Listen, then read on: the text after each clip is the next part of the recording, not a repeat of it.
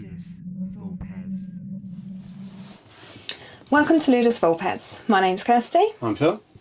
Today we're joined by Richard and Jane from Medusa Games. They're going to give us a bit of an intro and details about where Medusa Games started, a bit about what's currently going on and the future for Medusa Games. Well, thank you both for inviting us into your wonderful games lair, den, which is a true shrine to gaming through the ages. Something of everything. It's very exciting.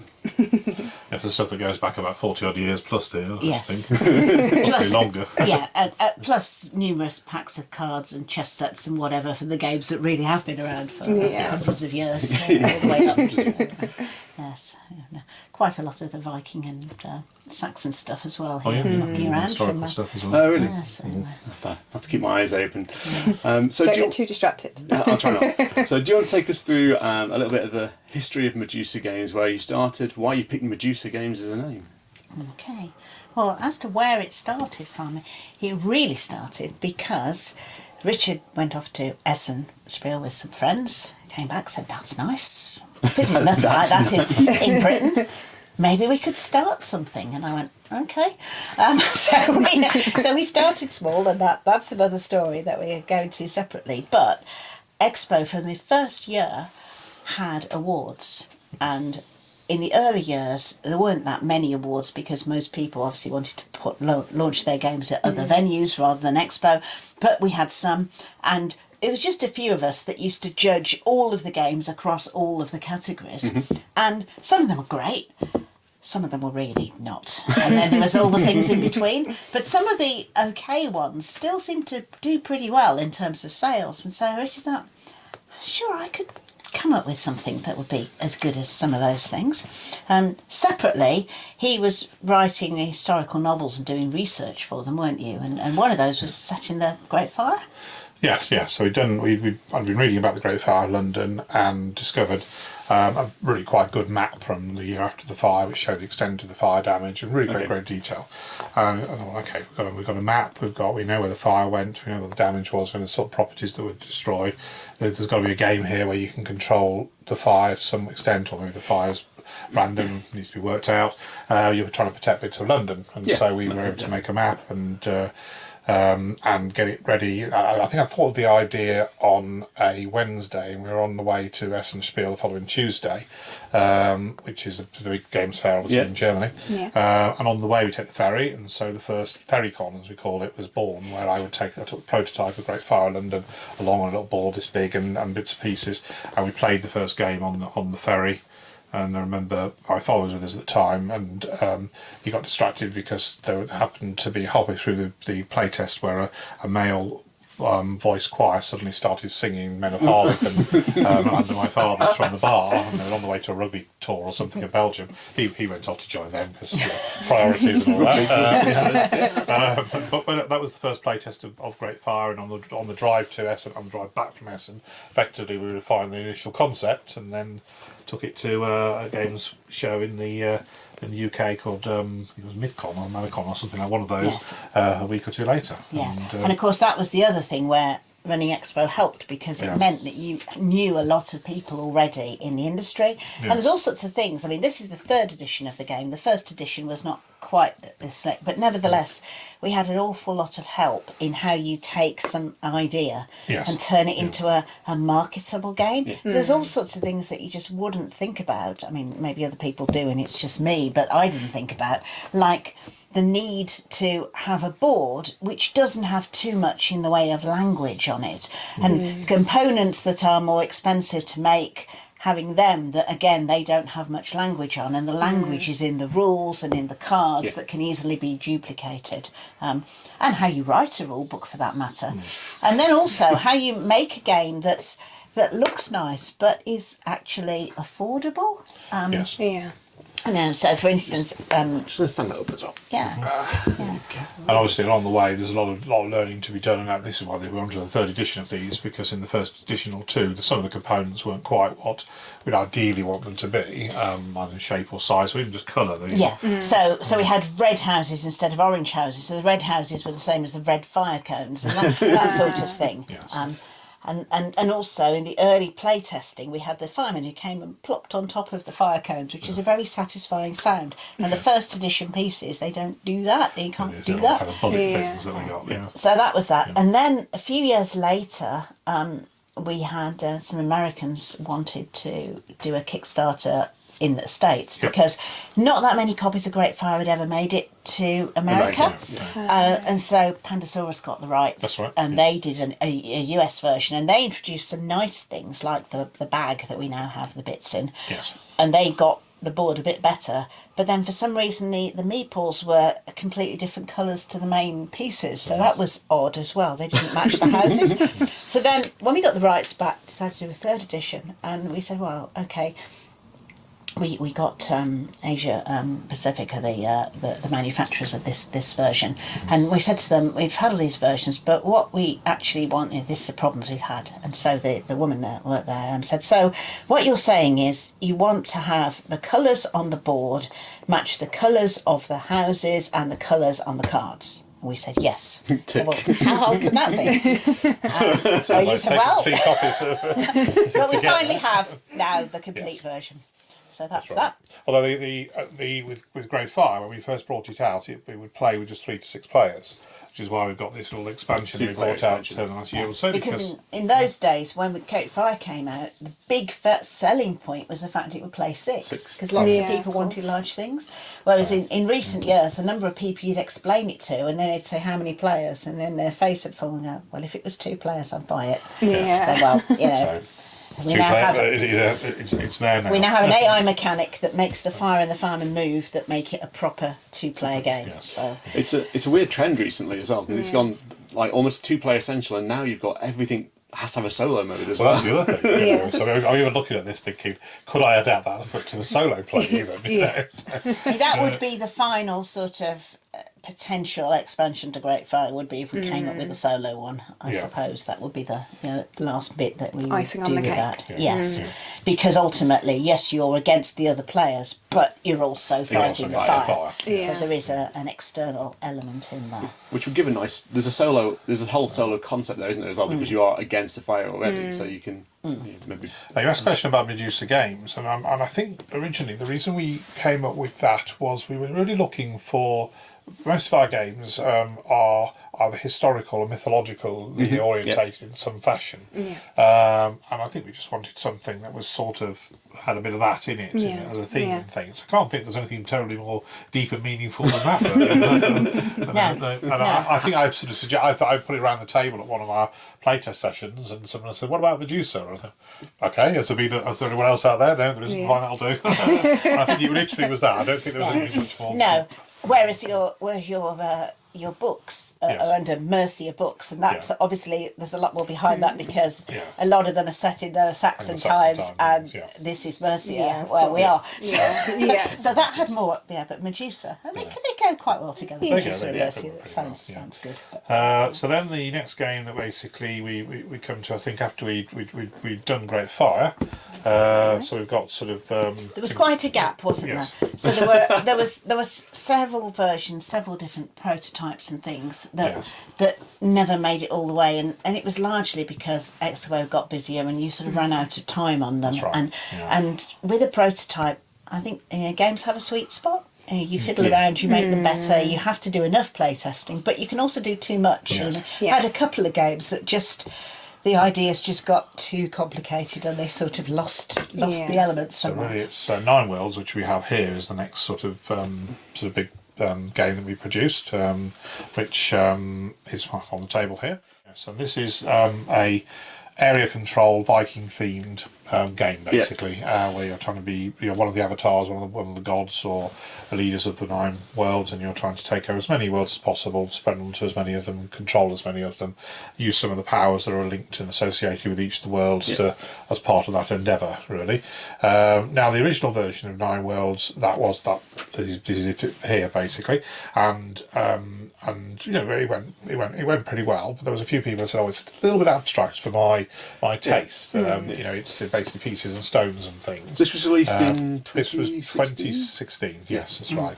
So then we came out with a small expansion called Sagas and Treasures that came out, I think it was the following year, wasn't it, 2017? Yeah. So this was actually, we had these ideas anyway to have items, but we sort of ran out of time for the main game to put all these bits in. So it came out as a sort of separate expansion. I wonder if it was your sweet spot was the original game, and then you'd maybe taken these out and then put them back in once you'd had a chance to work I think on these it. were originally one thought of having them in. But then, yes, we didn't quite get enough time to to bring it all in, and actually sometimes this is a thing which did benefit from a little more play testing, just to get more elements in and more components and things. So these are basically treasures of the gods and things. And they're all items from Norse mythology that then... Like Thor's belt and hammer and these sorts of items, which would be obviously recognisable, and they all have different the undying powers in the ball game. and so on. They all have things that link in. And when you play the game, you can choose to play the basic game, or you can add in the avatar powers, you can add in the items, and then we also have additional objectives that come in two sorts. Part ones, which are, everyone has one at the beginning, they keep it secret. When you get to the scoring round, you then read out what it is you were trying to do. And then a part two, which is a bit like a joker. You can choose which round to play it, but you have to read it out at the start, so then everyone knows what it is you're trying to do. And again, you can choose which bits to put in. So the base game plus the first expansion, you've got quite a variation from a sort of an hour and a half of playing just the base game on its own, with adding all the bits in. You know, you can maybe double the gameplay if you so wish by making it quite a lot more complicated, or you can just pick and choose and do the bits you want. Modularised almost. But that was the treasures and the objectives wasn't quite enough, and so our latest expansion come out this year is Creatures and Monsters.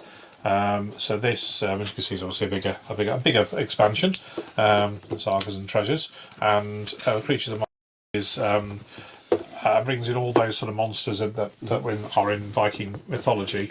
So things like we can see here the Vulpes and the frost giants and nightmares, Grendel, and so on that are either in Viking mythology or Anglo-Saxon mythology in the case of Grendel, but they're very much overlapping stories and things. And these do add quite a bit of a different element to the game. So for those people that are familiar with the with Nine Worlds, where you are mainly moving your stones to the cards, and from the cards to the worlds, they're moving your avatars between the worlds and moving stones between the worlds in order to take control.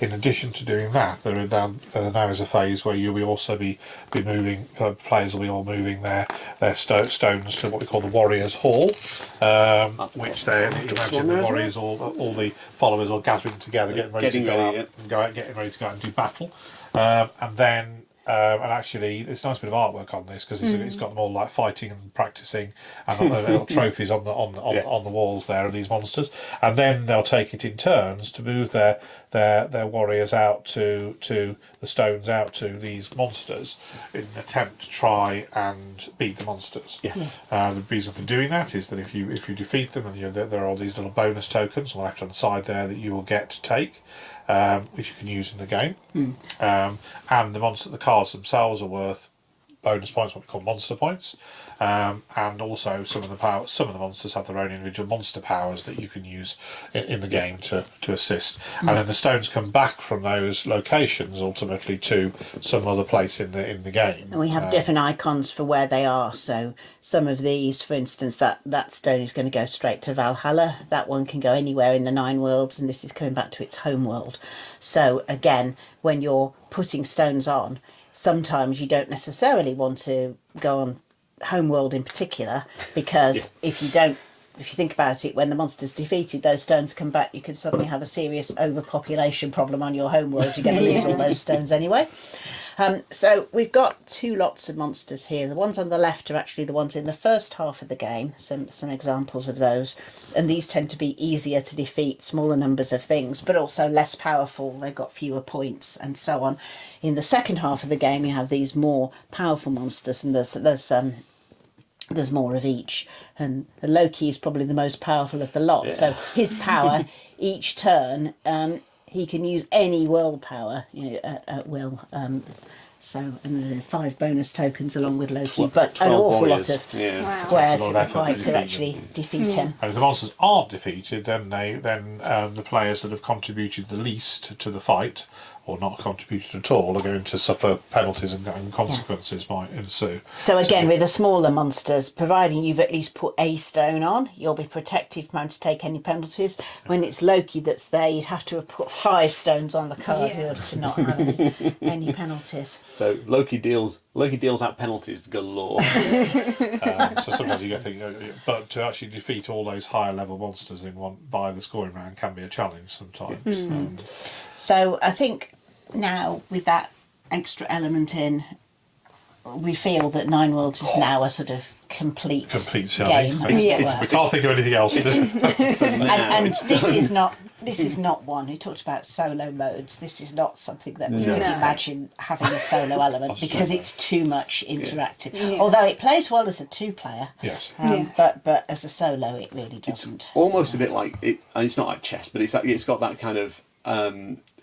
Because it's only two players in the game, and like the state change isn't quite as swingy as in a larger player games. It feels like you're almost predicting someone's mind and trying to figure out what they're doing in a 2-player game, and it does play really well. Yeah. I remember the first when first or second year at Essen when we had this, and there was one particular person who kept coming and looking and saying, I playing as a 2-player game, and I said, well, it does play as 2 players and you do it this way. He said, no, you're just making that up. I said, look, it's in the original rules. Here's the 2-player rules in there.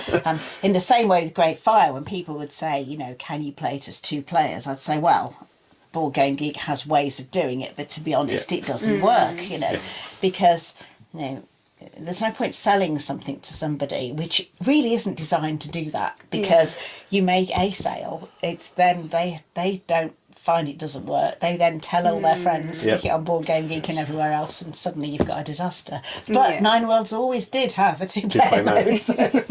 Yeah, we played 2-player. We have, and it plays really well 2-player. Like I say, I think it really forces you to think in a 2-player. Mind you, we did play the expansion with Richard and Jane, and apparently my brain had turned off, and I wasn't doing much thinking. This is my score, and all the way around here.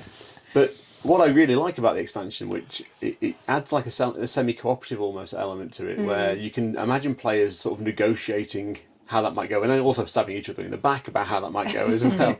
And that encouraging someone to put a few stones on this, and then everyone else doesn't. And so you've got some penalties coming your way, and I also I like the fact that it provides another method of getting getting stones onto the board, because otherwise you'd be sacrificing action points for almost for nothing, and that's quite nice to see that you can nothing's ever wasted. That's quite nice. But there is that element that you have to think, okay, this could take a turn or 2 for those stones to come back. So therefore, am I okay waiting that long, or do I? Or, so there is. That was the idea of that, really. To sort of there's a strategy to be where you put your stones on there, and just you have to sort of think carefully of the timing of it. Definitely adds a whole new level to it. And for thinking. I think if there were 5 or 6 players, you could have somebody that just decided to ignore that completely and concentrate on the board. But it's quite difficult to do that, because actually there's quite a lot of points that come from the monsters. So. And also there'd be more monsters, because the number of monsters in the game is 1 less than the number of players. So you would have more everyone collectively would have to deal with more threats and more monsters and things. Yeah. And the threat of the level 2 monsters is huge as well. So they are significant. Just on a separate note, or not separate note, it's about the game, but where does the idea for the mechanics sit? How does the design process work for a game like this? Because you've created a base game, you've got an expansion that you said was part of the initial thinking in that base game, and then you've now added a 3rd expansion. So how does that design process work? Is it just you keep going back and tinkering, or is there more? I think obviously sometimes you've got ideas earlier on. You thought we've already thought of, like we did with Sagas and Treasures. We already had semi-incorporated them from the start, and just decided to delay that particular expansion. In the case of Great Fire, it was a sort of demand thing, because so many people, it just got to the point that a game that couldn't play 2 players, an awful lot of people weren't now buying that. So then, can you make that happen? The Sagas and Treasures, sorry, Creatures and Monsters, it was actually out of the last time we went to Essen, being there in 2019, which is the last time we actually had a stand there, and hoping back again this year. We had a lot of the, it's actually relatively popular actually in Germany. We've got a number of people coming along saying, is there another expansion? And we thought, well, we're going to do another one. What would you do that was different? Wasn't just more bits in that sense, more treasures or more things. What would we, almost like we need to get something, other places to go that are beyond the 9 worlds that are there. So and those are the places to go became eventually the monsters and things. That also meant that we could bring in a lot more mythology into the game. A lot of these sort of and trying then to get the monsters some fashion, something element about them to match their nature. Yes. So in the case of the Valkyries, they're the powers that associate the Valkyrie are to do with the stones and things coming from Valhalla and back onto the board. The nightmare sort of like scares away a stone, effectively is the way we think about it.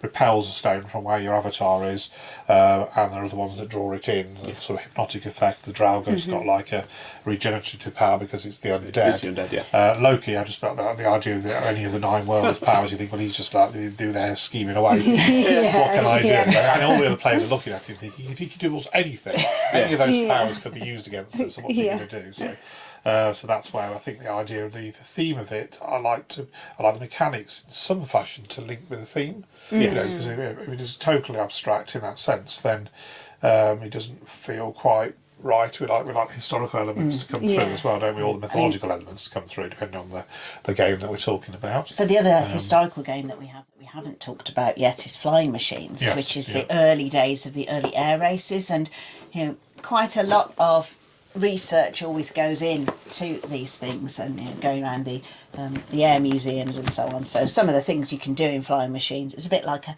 cross between Wacky Races and Magnificent Men in their Flying Machines is their idea. And so it's one of the things you can do is soar through a wing, for instance. You think, really? But if you go to those early air museums and see those planes, they really were just bits of paper and string. It's quite balsa wood and string. However, anyone dared to go up in the air in some of them, I really don't know. And people, I think, we've got a bit of a reputation now for historical games that have quite a lot of historical background in there. So there's a lot of women pilots in this, and you might think that was us being politically correct or whatever. It's not that at all. The early days of air, there were almost as many women as there were men. When the first air school in Britain where you could go to learn how to fly was actually run by a French woman. So this was just how things were. And again, when we launched this at Essen, somebody came over to me and said, did you know the first ever recorded aerial combat was when somebody chucked a brick at a plane and the other pilot produced a shotgun? And I said, yes, so amongst the dirty tricks in Flying Machines, you can chuck a brick. We have a chuck a brick card. And one of the bits of equipment you can add to your plane is a shotgun.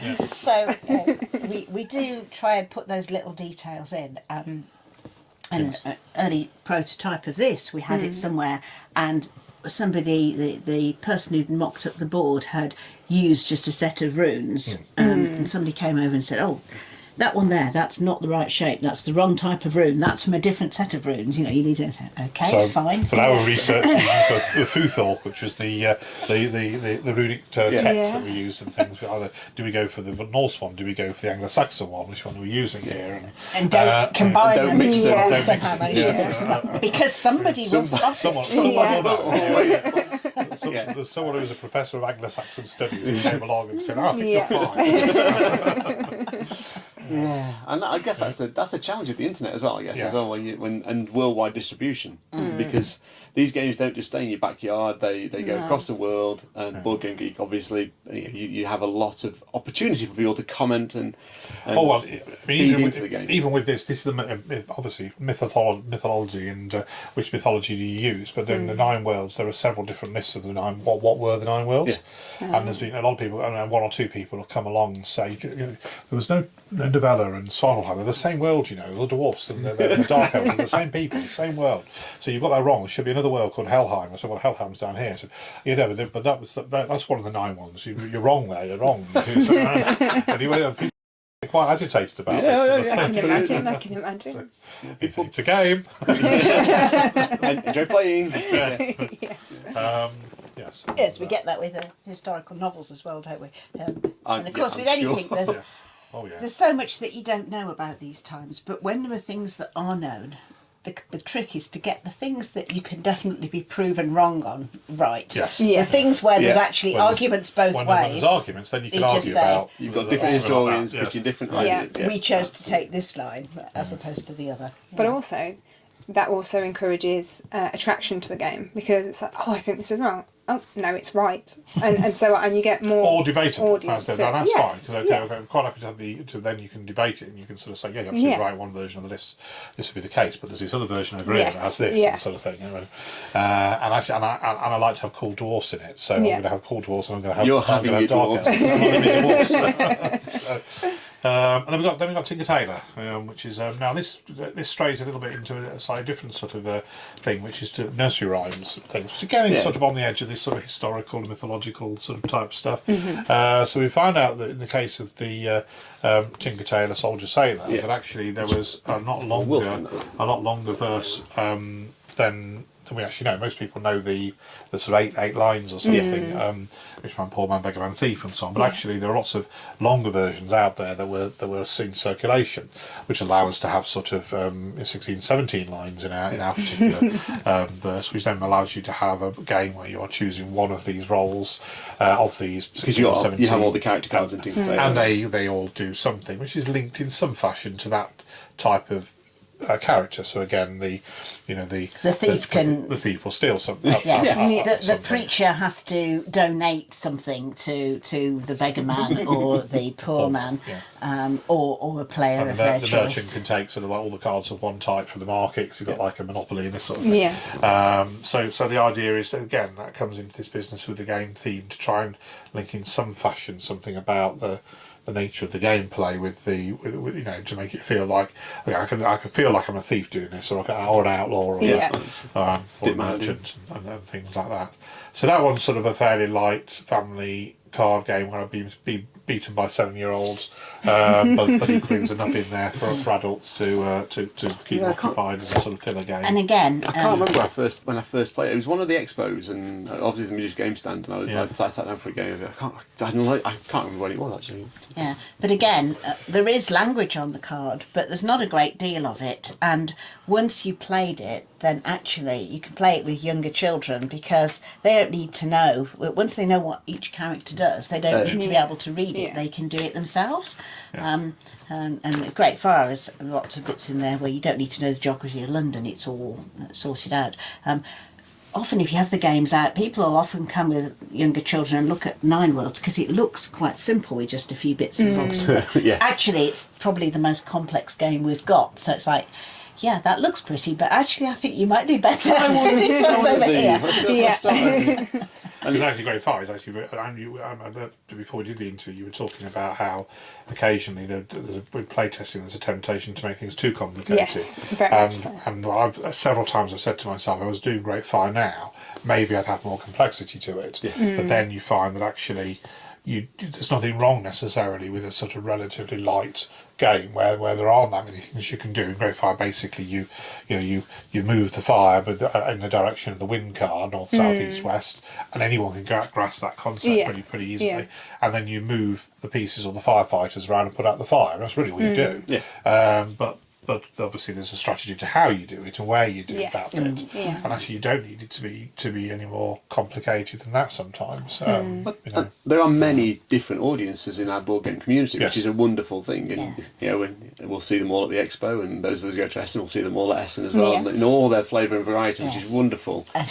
It's one of the things where we're almost not consciously doing so, but we're almost trying to come up with one game in each sort of category. So in terms of the awards, obviously the Expo Awards we can't enter into, but were we to enter, then Flying Machines is an American style push the luck, roll the dice, see what you go type of game. This is obviously much more of a strategic Yes. gameplay and things, or it might this would be be abstract abstract strategy. Abstract strategy. Great Fire, perhaps more of a strategy type game, and then you've got And the card Tinker game. Tailor would be a card game or a family game, Yes. either of those categories. And the one that we're working on at the moment is much more like a heavyweight Euro when it's You finally press that finished. board that's just behind you, that big thing. This is the prototype board. So By the this time- is- I'm just going to lay these. I'm just going to lay these down, and we'll. we'll need some space So in this here. is the difference between what we managed to come up with and then what the artists and designers then that's right. take and make I- into a beautiful thing. I love this though. Yeah. I love a good prototype where you look at it and go, oh, okay, I can see you can see the DNA in it as it establishes and moves Yes. through various iterations. Especially all the various changes that happen when you think you do make Yeah, parts. yeah, Yeah, that's it. I don't know what that symbol is. I don't know. It does look a bit dodgy, doesn't It it? looks, yeah. It's meant to be a bell, I think. This one was drawn. This one was drawn better. Now, what we've got over here is an early a concept of what the board will hopefully will eventually look like. Which Nearer is to what it will look like. Obviously, this Which is size. beautiful, yeah. And hopefully, we'll have an early version of this by the time of Expo in 3 weeks' time, because my artist is working on using at the moment kind of stock art rather than Yes. the final art that'll actually be properly painted and things. But the idea of is it easier to use this board or the? I think we can Yeah. now because I can see a river here, Yeah. and I can see a cathedral-like building which Indeed. looks. So the familiar. idea is this is London in years after the Great Fire. So this is based on Oranges and Lemons, the rhyme. Yeah. So the bells of St. St Clements, Clements. yep. Yeah. And obviously all of that rhyme is based on the actual churches that were in the city Yes. of London. And the game is based on the things that went on That's right. in those areas. So Oranges and Lemons said the bells of St Clements is where the fruit came ashore. So the picture in here is a little fruit market and things. Yes. And then bullseyes and targets are the bells of St Margaret's. So that's where the archery the bits archery were. Yeah. competition Yeah. happening. And you can see we've got a little idea, a little Yeah, archery target. range just here. Yeah, brickbats and tiles said the bells of St Giles, so a lot of the brickmakers and Yes. so on were there. So that's where you go to get your bricks. Half pennies and farthings, so the bells of St Martin's. So that's to do with money lending. Yeah. And actually, this is a longer version of the rhyme than the sort of 6-verse one that most That people most know. people Yeah. familiar But But with. again, it's from the time. From Yeah. earlier time periods. Yeah. Pancakes and fritters are the bells of St Peter's, so you can get your Okay. pancakes there. Pancakes here, yeah. Get your cakes there. 2 sticks and an apple say the bells of St Whitechapel. Whitechapel. Now, there's been a lot of debate Okay. about what they mean by that. What they Yeah. probably mean is a handbell is almost 2 sticks and a thing that you could think of as an apple, which is the Course, bell yeah, itself. Right. yeah. And this is Whitechapel was the foundry, where most of London's bells were actually made. And one of the things you do in the game is you're going to be making bells and placing them in all the various churches, so Of like course. donating Because to the churches. and whoever places a bell in the church, these are places where you do things in the game. But if you've got a bell there, then you can do it cheaper It or reduces better costs. or whatever. Yeah, makes Yeah. less resources, more And efficient. you've got maids in white aprons are the bells of St Catherine's. This is the market, so that's where you can Yeah. sell the goods that you Produced. produced from here.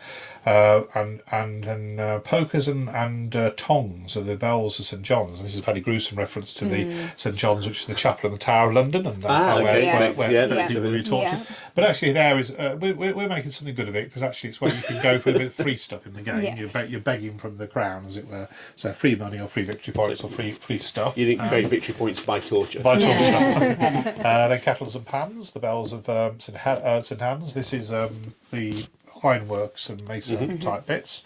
Old Father Boldgate are the slow bells of Oldgate. Now he was supposed to be the patron saint of transport. Okay. So in the game you actually start with just literally a pair of hands. You can pick up one resource cube.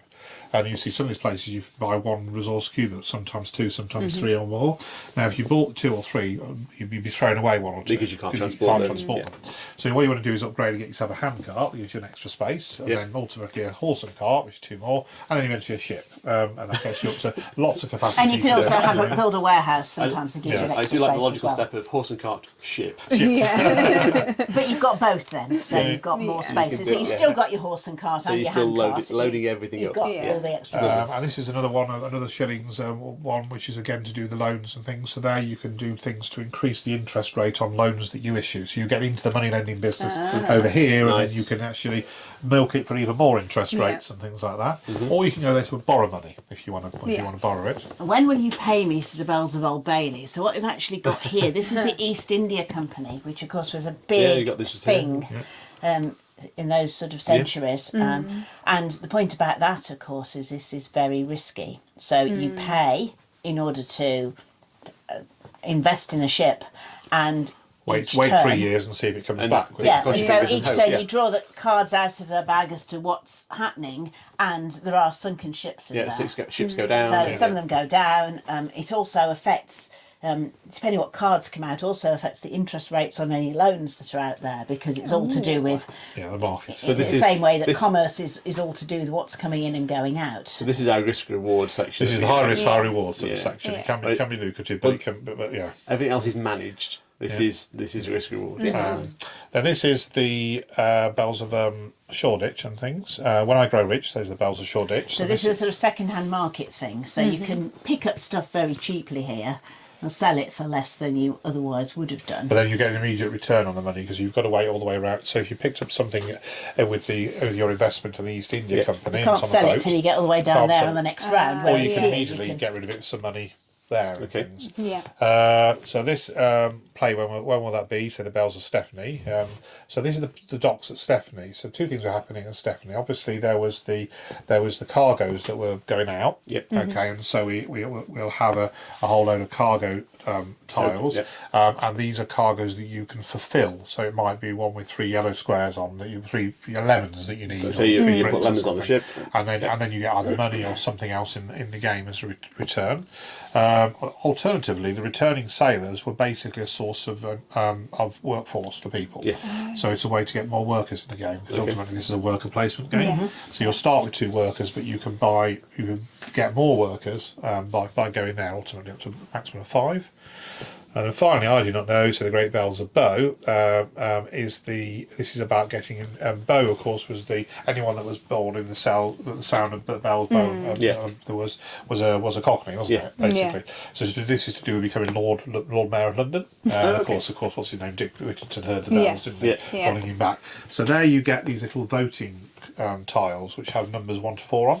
They're worth victory points, but whoever has the most of those becomes the Mayor of London, and there are end game tiles. And so the end game tiles are whoever has the most votes, who has issued the most loans, who has the most money, who's done the most trading, who's done the most exporting, who's done the most investments and things like that. And that's basically what you're scoring the game on. And the game itself will last a maximum of 12 turns, possibly less, but usually up to 12.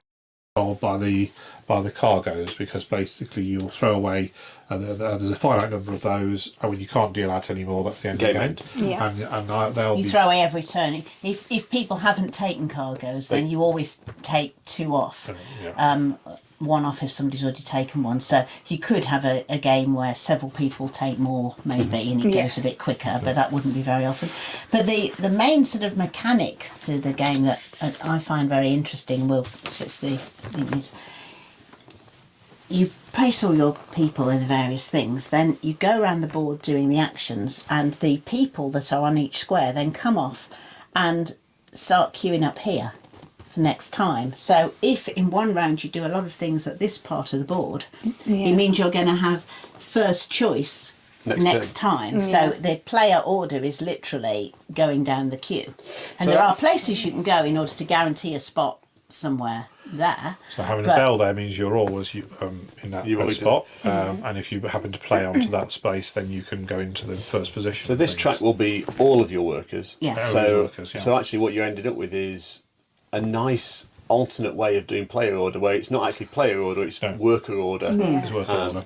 And the way we decided to do that, at least at the moment, is that the dominant building in the city of London at this point in time was St Paul's. Yeah. Yeah. So you're queuing up around the churchyard. So the churchyard of St Paul's, which happens to be a sort of quite an open area around it, is I think where we're thinking of putting the worker places. So what will actually happen in the game is you go down the order. So green, you're up, right? He goes and puts it where it is, and then orange. And once all those have been placed on the board, you then start working around the Rhine, activating the space, and then putting it back on the track. So sometimes you will choose to do something early on, not because you particularly need because you want next turn to make sure you have an early go. You want to get Because what you these want. spaces, they only have so many slots in. Yeah. And here, for instance, there's only 1 slot in a 2-player game. In a 3-player game, there's only 2 slots. and in 4 or more players there's only those 3. So once all those pieces have They're gone, done. you can't do it. So you wanted a cargo that needed orange bits and you can't get them from there. What can you do? Can you get them from somewhere else, and so on? So what we're trying to do then taking that from this sort of play, this thing to a point of what could the board look like? Then we're thinking, okay, what we really want to do here is, we're nice if this looked, had a lot of nice art on it and things, and those locations were represented in a sort of like, obviously, representative idea of London. Clearly, it's not going to be geographically like these locations, but we'll have a bit of the Thames on somewhere, and the St Paul's Cathedral will be on there, and maybe some of the other buildings will make look like ones that actually were there at the time, and then the areas of activity with the fruit markets and the target things and the bells being made here and this sort of thing, and then the actual mechanics bits of the game, if you like, will be in at the moment we're thinking of having in the corners like this, so that you can. This will run the game, but you've got a nice big area where hopefully some quite attractive art can be in the middle of the game. So this is these are your worker placement spots from here, and for each sector, which will link to the imagery, which is and this may require, because as you see on the prototype board, we've got all the spaces and things in the middle. So I think our thoughts are we'll probably have a sideboard of other bits like there is, where we can stack up the resources and the cargoes and things like that will happen on there. But because the play order is such a pivotal part of the game, and everyone's constantly moving the thing to and from here, then we wanted that to be in the middle of the board, and the obvious thing is to have some pools there. And quite easily accessible for all players as well. So So that's that. So the idea of this is that this will be on play test at the expo in a couple of weeks' time, and then we'll be carrying on to take it to other shows as we start to think about is this something that we might make either next year or the year after. It depends on how things go, really, time wise. And I was going to say, how far through testing would you say you are at the moment? It's a pretty long way, because this has been something I took an early version of this to the last Tabletop Scotland, and they've missed. So the last time they ran was in 2019, wasn't it? August 2019. That was the first version. And we did a lot of play testing of it online during the pandemic and so on. So I think it's it still needs some little tweaks, and particularly the powers of the bells, or these little bonuses that you get if you have a bell in a location.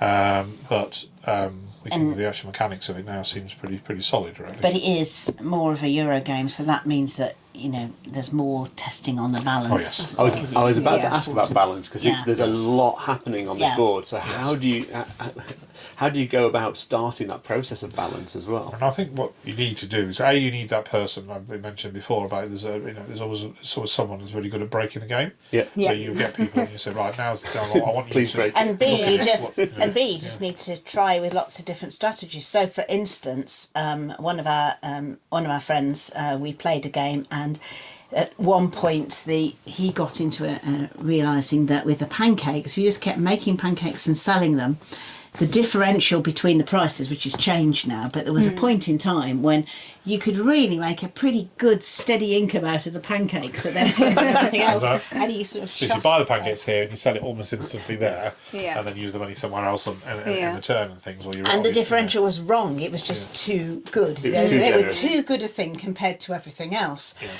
It's okay having a fantastically generous cargo that comes up once in the game, but you don't want to have something that's just really easy for someone to farm constantly. You need to make this worthwhile, don't you? These trading, if a ship goes down, fine, but you need it to be worthwhile. So you can't have anything else that is more over generous. Because there's also the difference between things that you have to pay money to do up front and things that you only have to pay for at some later stage. And of course, if you've got to pay up front, you've got to have the money at the start of the turn. On the other hand, if you pay later, that's fine, but you've got to remember that you've got to actually have the money to pay. So it's balancing all those bits.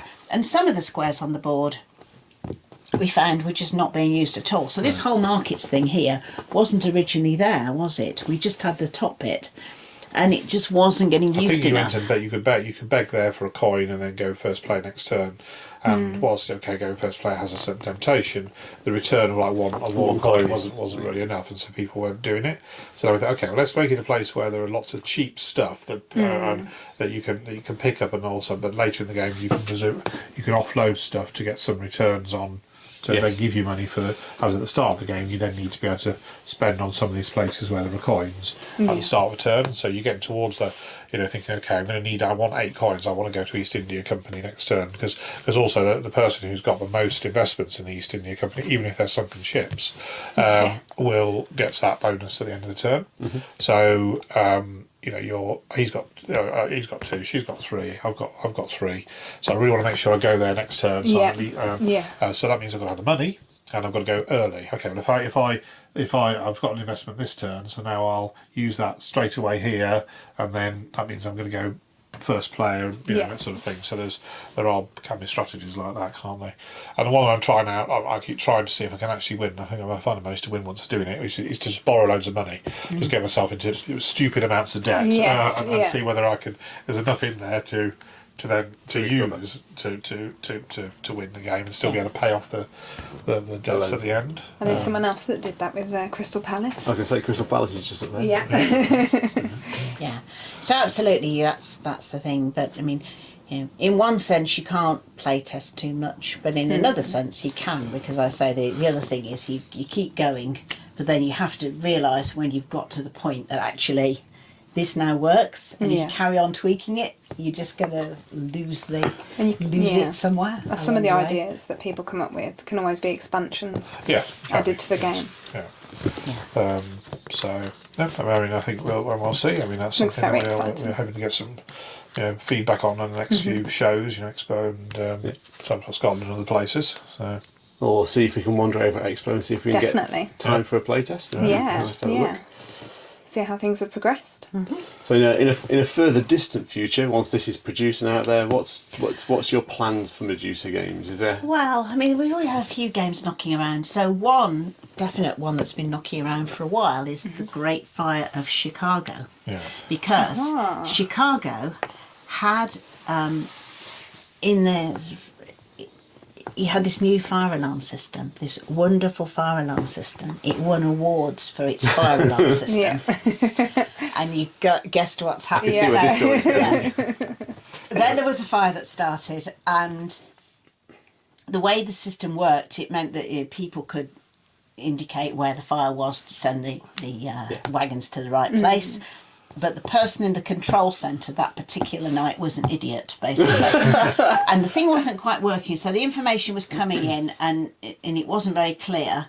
And so people kept saying, send you to this place, and he kept sending them to a different place because he kept misreading the board, and they kept more and more things coming through. They kept on misreading it, and it was eventually only when the fire had become so enormous that the fire wagons, as they were driving, could see it was over there, not over there, that they finally got there. And you ended up with a fire that was very similar in lots of ways to the Great Fire of London, burned for a similar amount of time.